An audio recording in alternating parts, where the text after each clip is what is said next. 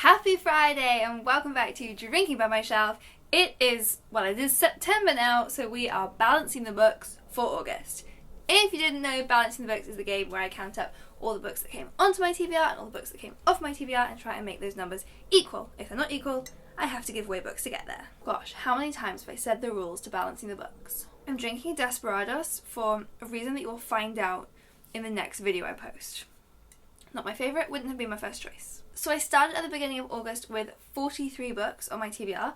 It has been 43 for months. That number has just not changed. But this month has been really good, so I am definitely looking forward, hopefully, to that going down quite a chunk. So I did a lot of reading this month that was books I just got this month, a lot of taking them home from work and reading them straight away. So let's start with all of the books that I hauled and read all within the month, because those ones are already pre-balanced. So they came on, they came off.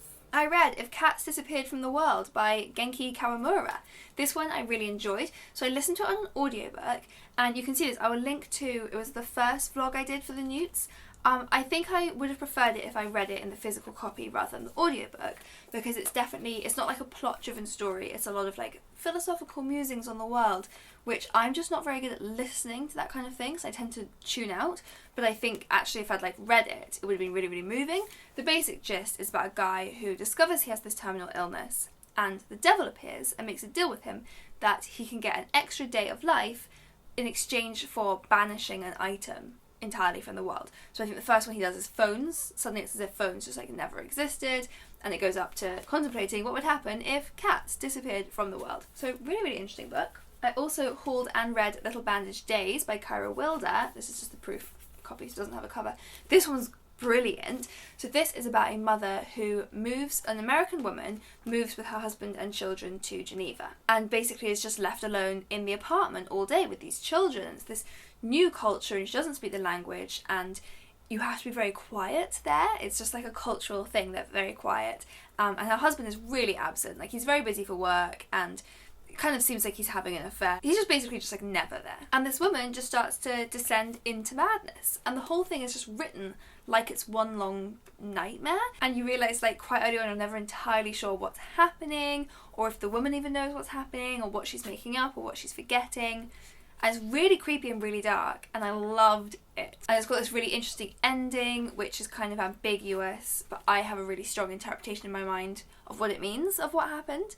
But I can't wait for this one to come out, so there are other theories floating around. I hauled and read A Window Breaks by C.M. Ewan. This is quite different to anything I usually read.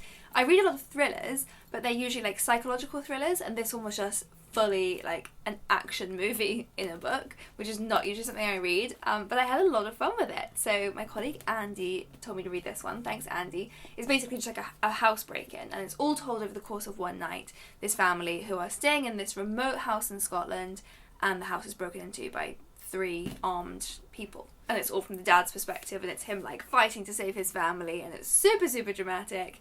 And I was a little bit scared reading it home alone, but yeah, it was really good fun. I enjoyed that. I hauled and read The Farm by Joanne Ramos, which is definitely going to be one of my favourites of the year, one that I'll be thinking about for a long time. This one was just absolutely brilliant. So it's this kind of feminist dystopia, but it's only mildly dystopian. It's actually just very close to our real world. So it's about this company called The Farm, which basically matches up surrogate mothers with very rich clients. So the surrogate mothers are called hosts, and they come and stay at the farm, and they're very well looked after as long as they follow the rules in exchange for delivering a healthy baby. And they only get their bonus if they play by the rules and if the baby is healthy. So it kind of just shows how easy it is to fully slip into making these women commodities and making the babies commodities. And we get several points of view in here. And actually, one of the ones that was the scariest to read was from the woman who runs the farm, because she's not this kind of evil supervillain.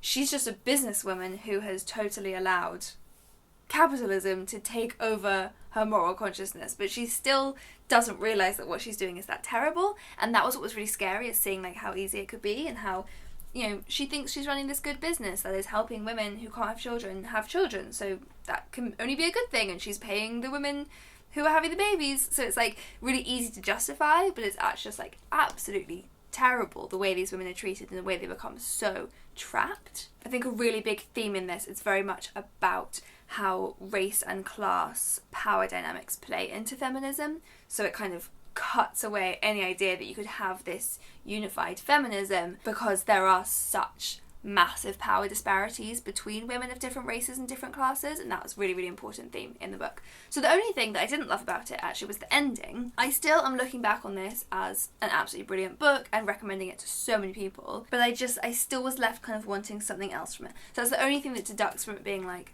favourite book of the year, but it was absolutely brilliant and really urge people to read this one. And then two quite similar books I hauled and read were Salt Slow and The End We Start From. So this was a collection of short stories, Salt Slow was. It's got 9 short stories in here. Usually I don't really read short stories.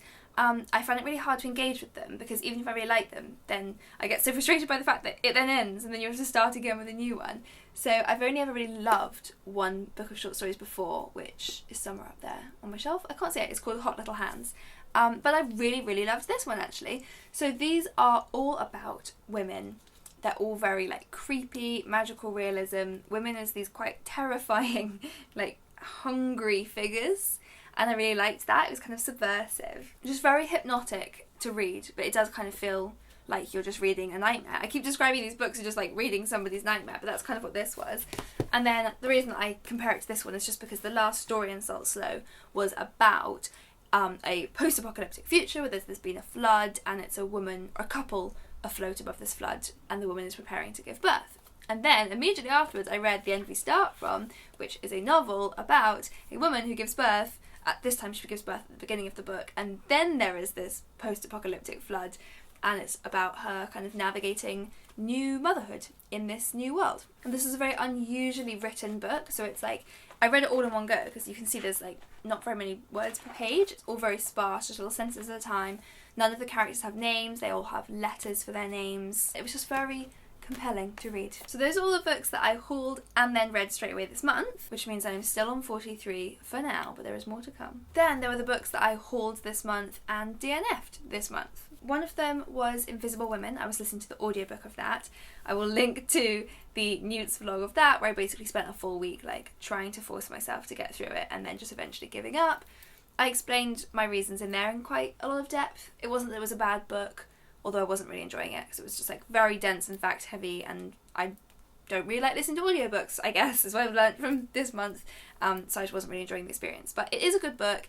It does have lots of really, really interesting information in it, but the author is not very inclusive of trans women in her explanations of feminism, and also just basically it has done a lot of things I keep coming across as very white feminist. And so for that reason it doesn't take away the value of the amazing information that she put into her book, but I was kind of getting that vibe while I was reading the book, that it just like didn't feel like it included all women, which was a shame, because it's all about the way that the world ignores data about women, and then she was ignoring data about a big chunk of women. So yeah, I just decided I didn't feel like continuing to promote it. So I DNF'd that one. I also hauled Red Clocks and DNF'd that pretty quickly. Loved the premise, but I just couldn't get on with the writing style. So that was just a totally personal thing. I've heard amazing things about that book, and I think, you know, I'm really glad it's written and it sounds amazing and really powerful, but I just couldn't get into it really. That quite detached writing style didn't really gel with me, so I gave that one to a colleague to read. The Godless Boys by Naomi Wood. I read a big chunk of this, more than half of it, and again, really, really interesting premise, and I've heard such great things, but just couldn't quite gel with it. I think a lot of these are not to do with the books. I think I just had a bit of a slump. Like, I did read quite a lot this month, more than I usually do, so I think my brain was struggling a little bit. So something like The Godless Boys, I think probably if I read it again in a few months or a year, I would really love it, but I just couldn't quite gel with it this time round. And then similarly, I wouldn't even say I DNF'd this one, I just stopped for now reading The Miniaturist by Jessie Burton.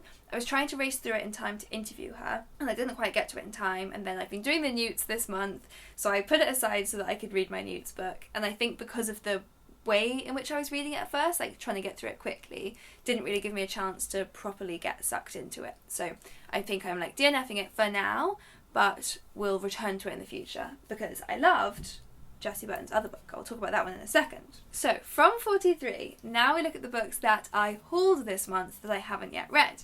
Usually this bit is huge, but I'm such a pro, It's only 1 book long, and I only bought this one like 2 days ago, so it's not even like I bought it and have been hoarding it. This is Why Women Have Better Sex Under Socialism by Kristen R. Godsey. I've wanted to read this one for ages.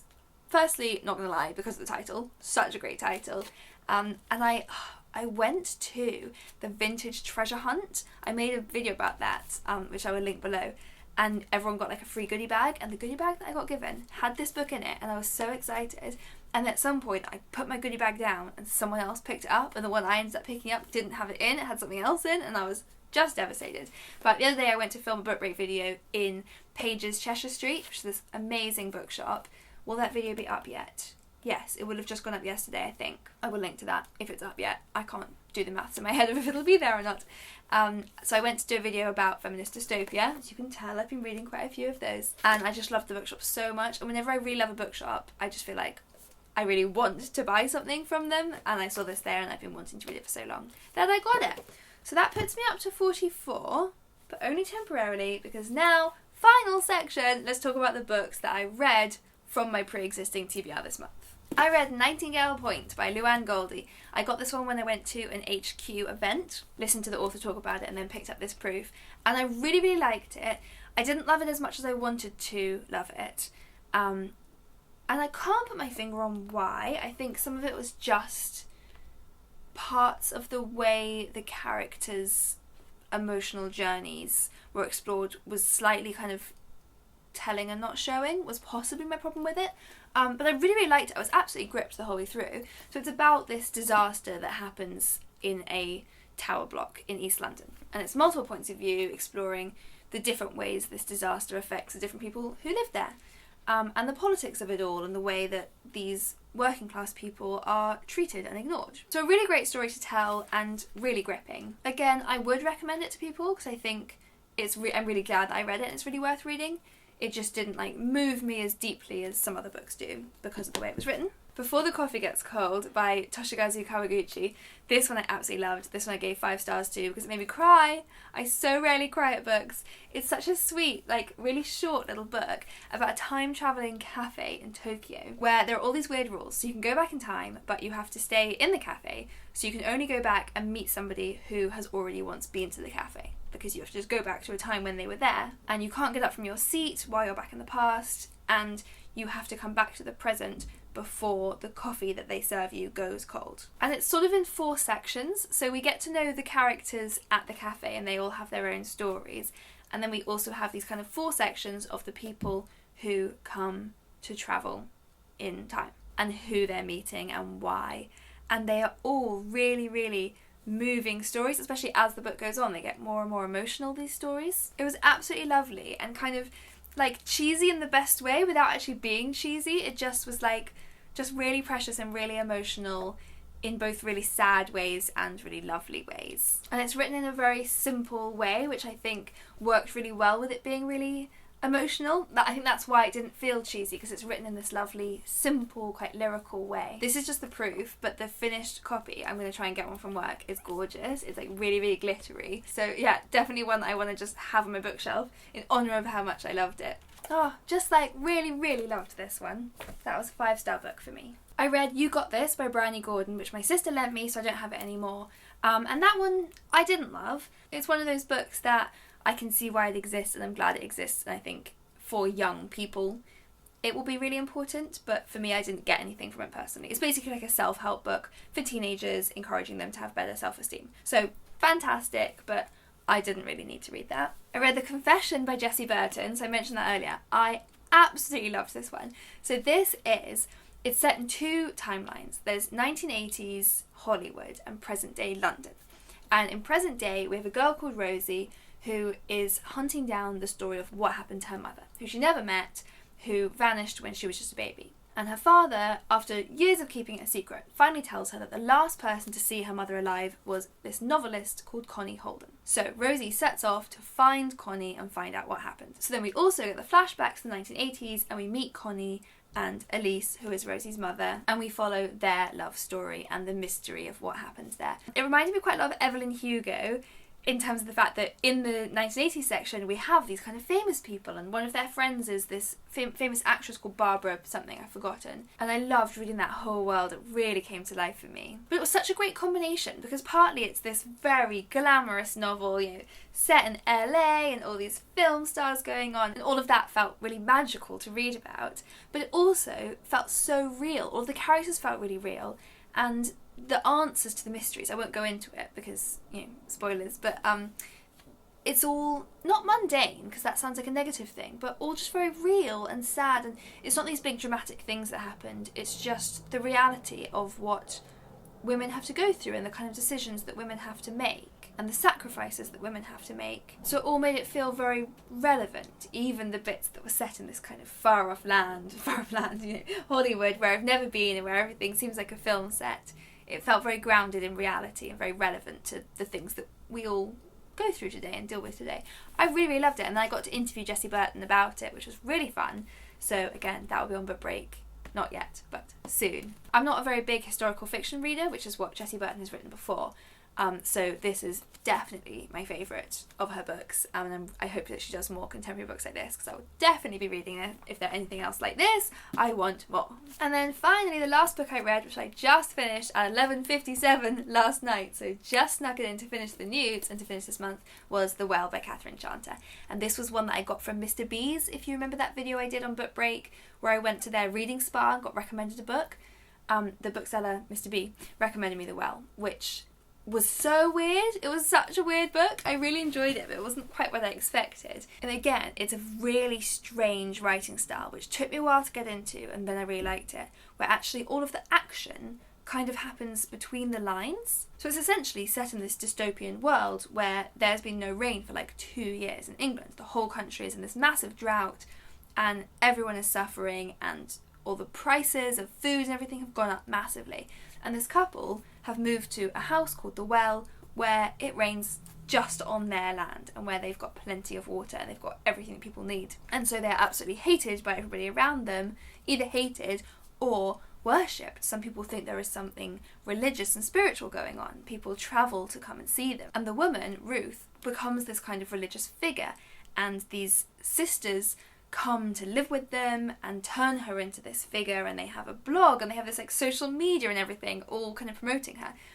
But all of that happens between the lines. Like, it's like the bits that you're actually reading about are just her weird thought processes looking back on it all, because we know that it sort of goes between present day and the past, and in present day she's now under house arrest, suspected with having killed her grandson. So we know that she's looking back on these things that happened. And so the actual story that happened while she was living at the well with these sisters is just kind of like slipped in as background information. I don't know if that makes sense, but it was very unusual. It was definitely a really different writing style to anything I've read before. But it was really compelling and really, really dark. I think I would have loved this one a lot more. The only reason that I didn't, I ended up giving it like a 3, was because the story, the kind of twists and turns that came out, weren't exciting enough. Not that they weren't exciting enough, the story was exciting, but the answers were kind of what you had already expected. Like, there was nothing surprising there, and it was built up as if it was going to be surprising. So I found that disappointing. But in terms of the way the story was told and the mystery that was being told, that was absolutely brilliant. Like, this could have been a really, really highly rated book for me if it had just had slightly more of a twist, I think. Not that books always need twists, I'm not one of those people, but this one was setting it up for a twist, so I just was a bit like, oh, okay, when it got to the end. I haven't been counting, hang on, what was that? I think that means I'm now at 39 books on my TBR, which is definitely lower than 43, so that is great news. And you know what that means? It means that my books are officially balanced! So give this video a thumbs up, and do leave me a comment letting me know what you read in the last month and which were your favourites. And of course, hit that subscribe button below for new videos every week. See you next time.